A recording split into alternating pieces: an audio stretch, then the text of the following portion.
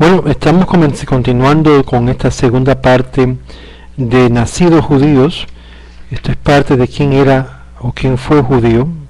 Y vamos a continuar sobre este tema, porque habíamos visto que en sí, de acuerdo al Mishnah y varias otras fuentes, el quien fue judío es uno que es de Mar de Judía. Pero sin embargo, lo que habíamos visto es que el texto de Josephus entonces indica de que de acuerdo a los rabinos que más tarde llamaron halajá, por la cual en el griego Josephus llama costumbres, no era permitido para que uno quien legalmente era un judío servir como rey sobre toda la nación judía. Por lo tanto, se tenía que describir judío como la que viene de descendencia materna, no paterna. Pero no es cierto, sin embargo, que este cambio entra en los últimos reyes Asmoneos y Herodes es de ser aceptado históricamente.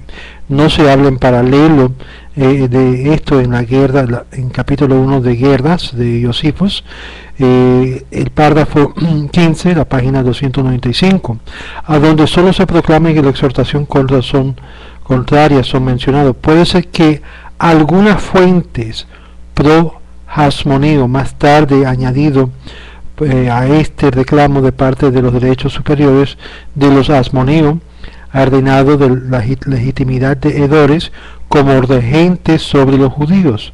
Sin importar, este reclamo puede ser creíblemente atribuido a Antígonos, siendo que veremos el regimiento en cuestión fue ya en efecto, el regimiento en cuestión fue en efecto del tiempo temprano del segundo templo. Mientras que somos dejados en la cuestión todavía sobre el acto del exacto histórico, la validez de tal argumento, la posibilidad de que puede haber sido hecho por Antígonos, están dentro de la posibilidad razonable para estar seguro que el pasaje muestra que durante el tiempo de Josephus la regulación en cuestión era normativo en la comunidad y por todo lo que era la tierra palestina. Agripa era un bisnieto de Herodes y de Mariamne y la princesa Hasmonea. Su hijo Aristobulus, casado con Berenicia, hija de Edumeo Costabar, hermana de Herodes Salomé. Salomé fue ciertamente no de ancestro judía por parte de su madre. Costabar se oponía al judaizando de los edomeos, en la cual era algo que estaba sucediendo, y claramente los sabios no podían responder en estas palabras: tú eres nuestro hermano. A Agripa el primero, siendo que su madre Berenice no era de la descendencia judía, de acuerdo a la halajá. De verdad, hermano, Agripa el segundo era un hijo de Agripa el primero, y su madre Cipros la segunda era hija de hermano de Herodes y de Mariam, princesa Asmoneo. Esto significa que Agripa era un judío completo por la definición legal de quien es un judío, y puede ser solo a quien que se refiere a la Mishnah, que vemos los sabios que respondieron a él: tú eres Agripa, nuestro hermano, consolándolo de esta forma. El hecho de que la madre de Herodes no era judía también es igualmente reflejado en Mishnah Sotah 7:8. Agripa el rey se paró y tomó el pergamino de la Torah y leyó el famoso pasaje de lo que estamos hablando ahora. Los sabios le alabaron cuando llegó al lugar donde dice: no por dar un extranjero sobre ti como rey, quien no es vuestro hermano. Deuteronomio 17, verso 15, se llenó los ojos de Agripa número 2 con lágrimas, y ellos los sabios le dijeron: no temes, Agripa, tú eres nuestro hermano, tú eres nuestro hermano. Agripa sabía que su ancestro al lado de su padre estaba totalmente del lado no judío, pero por parte de su mamá le consolaron y le dio esto la consolación. Y esto estaba hablando extensivamente sobre Agripa el segundo, y por lo tanto aquí se establece el hecho que el judío es judío por descendencia materna, aunque quizás por parte paterna no puede heredar, pero porque tiene que estar el paterno siendo descendiente de los hermanos judíos para poder heredar lo que es el trono o lo que es el Malhut. Y eso presenta también un gran problema para la cristiandad, porque si ellos dicen que supuestamente Chui o Yeshu había sido de la descendencia de David, tendría que ser por herencia paterna, como hemos visto aquí en el tratado de la Mishnah, que tiene que ser por la parte paterna, no la parte materna. Y esto indica claramente que si vas a seguir la interpretación en las traducciones típicas del mundo cristiano, del mundo evangélico y católico, es obvio que entonces en tal caso Jesús o Yeshua, lo que si lo quieres llamar, no puede ser heredador del trono de David, poniéndolo a un lado. Ahora, obvio, hay algunos manuscritos que dicen totalmente lo opuesto a los textos recibidos, que en sí, como dice también la Mishnah en el Talmud Sanhedrin, que él era cerca al Malhut. Creo que está en Sanhedrin, Talmud Babilonia, Sanhedrin 49, y es por eso que tuvieron que tratar con él diferentemente, pero eso es para otro tema. Claramente, de acuerdo al judaísmo, para poder heredar cualquier posición que tiene que ver con los tribus o las encabecillas de las tribus, tiene que ser por parte paterna. Por lo tanto, Malhut se hereda por parte de la cabecilla paterna, y si no hay padre paterno se considera como un converso en ese sentido, y su padre no es llamado necesaria sino Ben Abraham. Y es por eso que todavía vemos con Agripa que aunque no podía heredar en sentido de esa posición, sin embargo a él le contaba como un hermano entre vosotros. Había un cierto libertad hacia él en cuanto a esto. Ahora vamos a ver varios pasajes bíblicos que prohíben matrimonio de los israelitas con los previos habitantes de la tierra de Canaán. En Éxodos capítulo 34 verso 15 indica que este pacto con los habitantes de la tierra están prohibidos, no sea que ellos están enviados a participar en adoración pagana, es decir, que como resultado de ese matrimonio son llevados a un paganismo con aún las mujeres o muchachas israelitas. Esto se llama Yoshev Haaretz. En Deuteronomio 7, capítulo 1, verso 4, específicamente refiere a los 7 naciones prohibidas: a los hititas, a los geshites, amoritas, cananitas, peseritas, hevitas y jebusitas. Las 7 naciones que son también mencionadas en diferentes partes, que son los habitantes originales de la tierra. Después de mandar de su destrucción completa de estas naciones, el pasaje de nuevo repite la prohibición de entrar en un pacto con ellos, específicamente intercasarse con ellos, sea por la parte masculina, que dicen los hombres judíos, o por la parte femenina, las mujeres judías. Está prohibido. Por eso, como resultado del intercasamiento, esto resulta en volviendo los hijos a que fueran idólatras en su adoración de idolatría.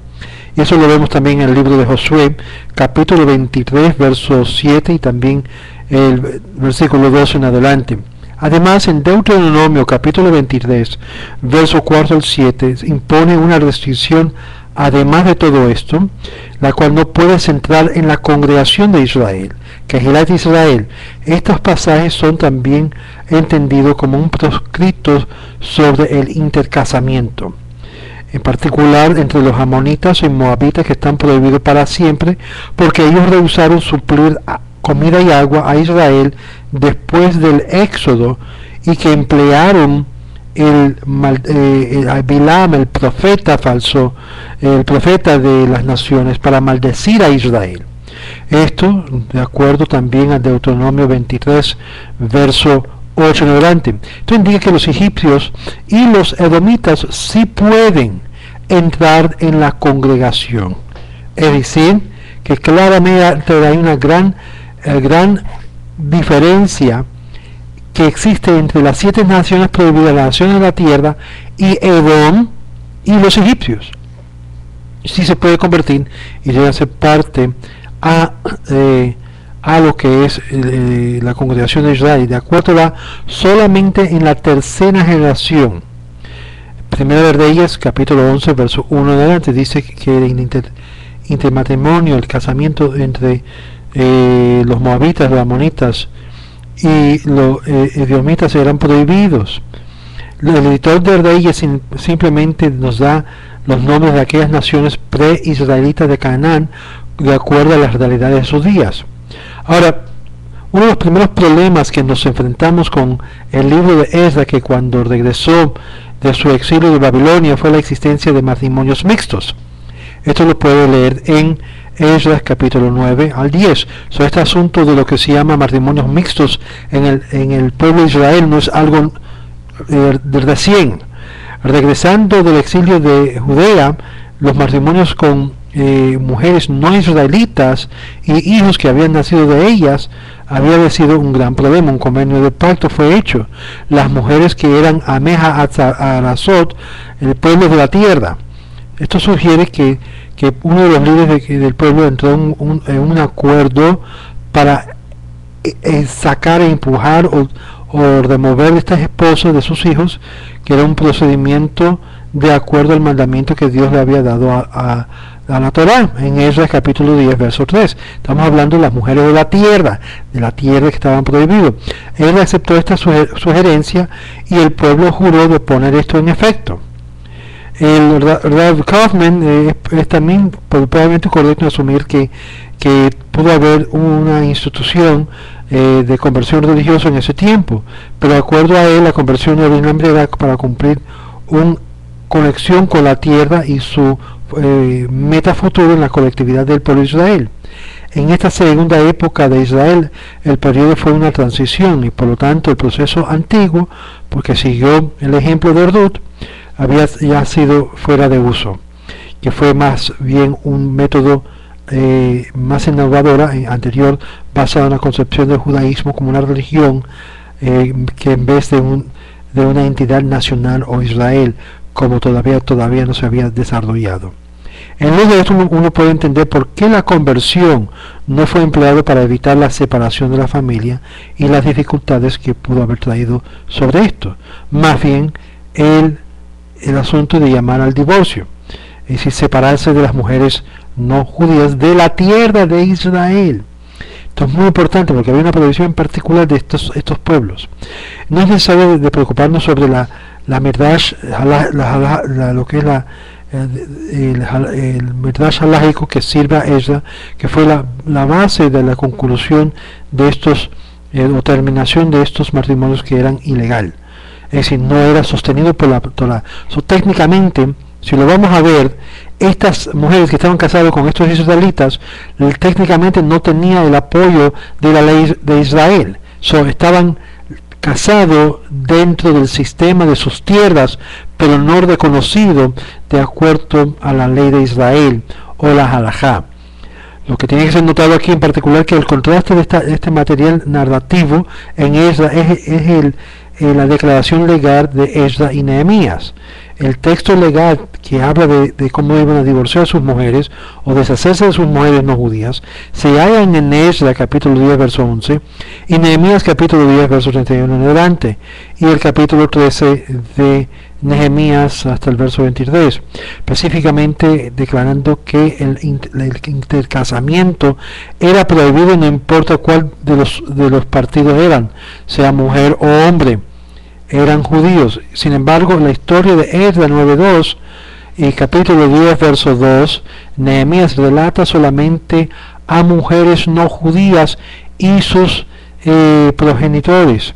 Además nos dice que el matrimonio con las personas no judías o esposas no judías estaban disminuyendo el nivel de la santa semilla entre el pueblo de Israel. Es decir, que cuando el hombre judío se intercasa con una no judía, nacen de ella personas no judíos, se echa a perder, se echa a disminuir la semilla judía que está supuesto venir a lo que es solamente en judíos o judías.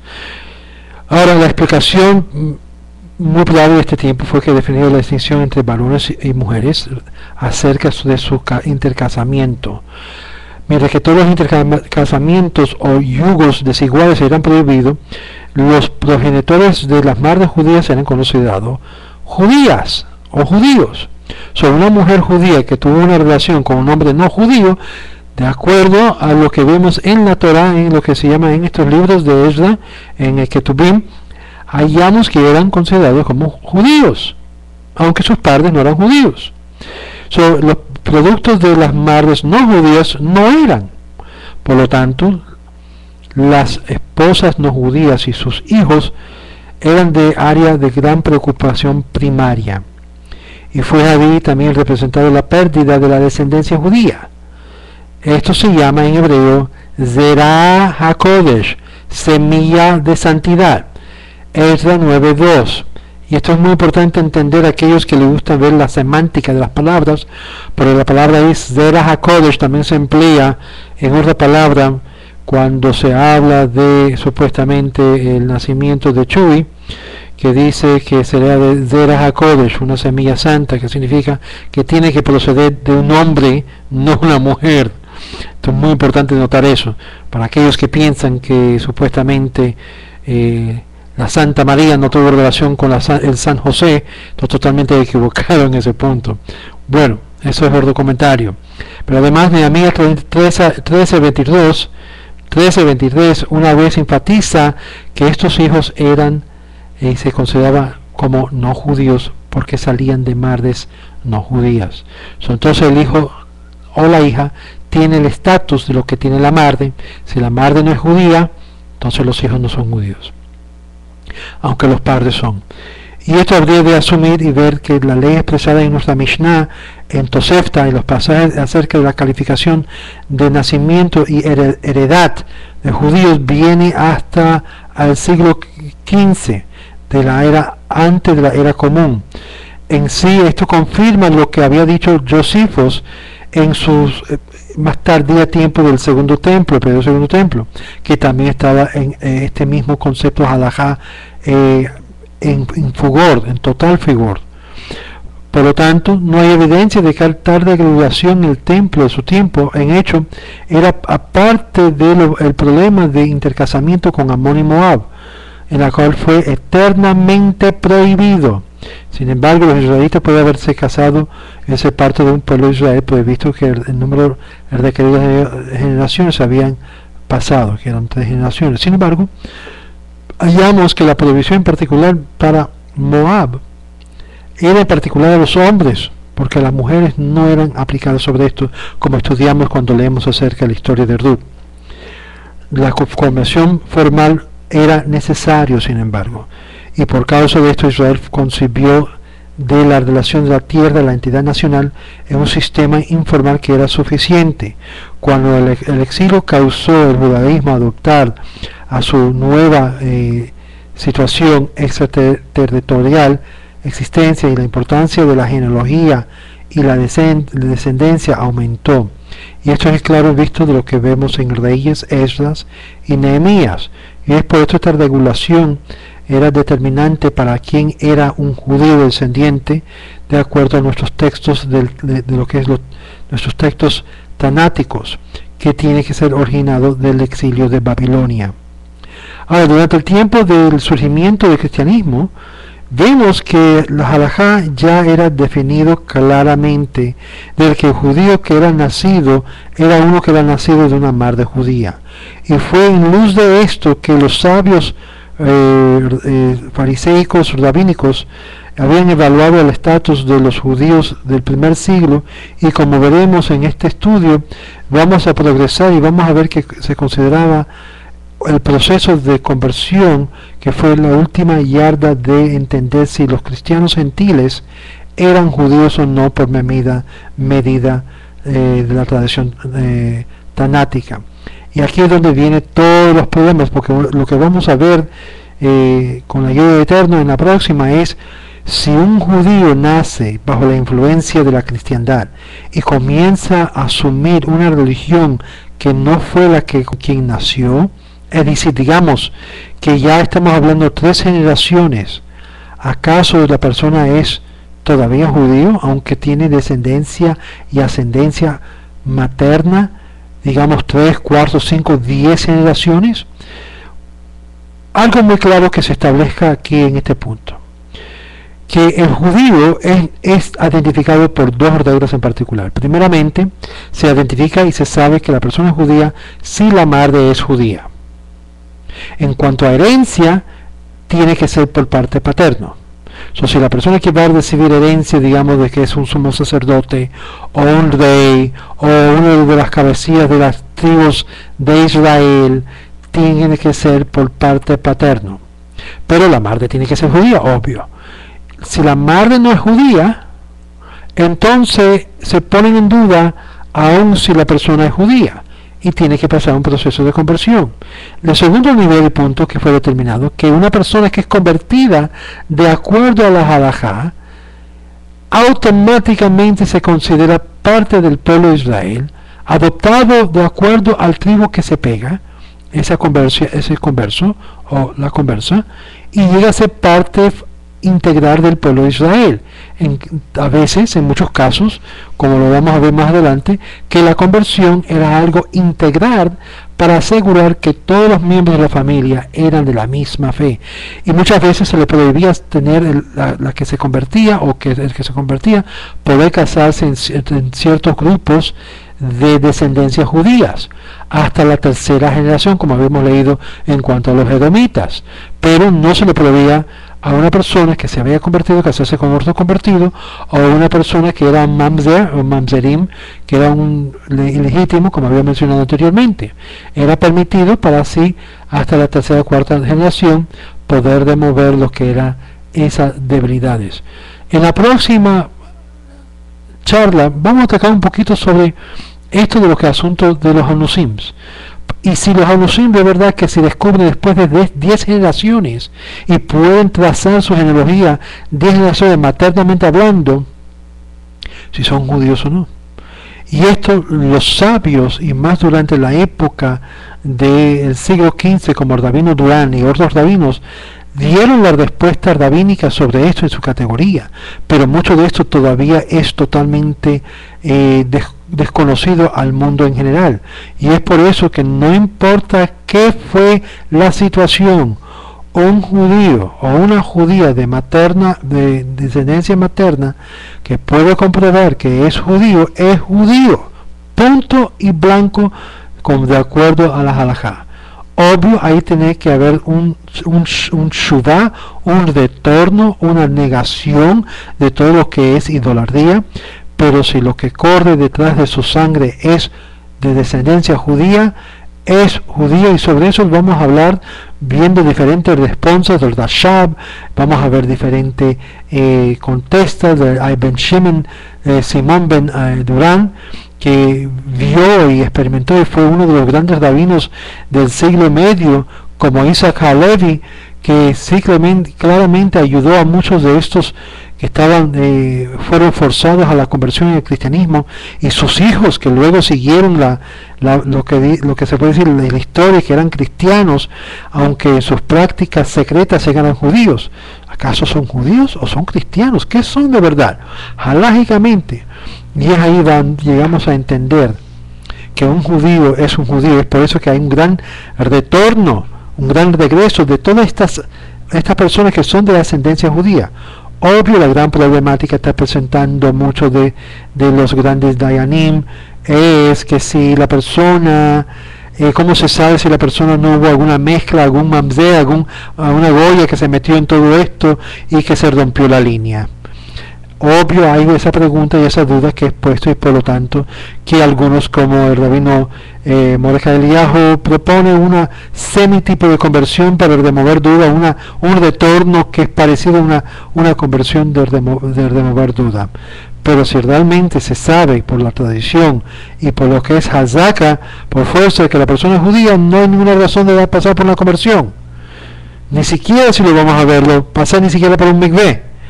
Pero todos esos temas vamos a verlo en la próxima parte de Nacido Judío, porque de verdad el judío ha pasado tremendas cosas en su historia, aún tener que esconderse en una identidad que no es de él. Y de esto vamos a hablar en la próxima aspecto. No se lo pierde. Shalom.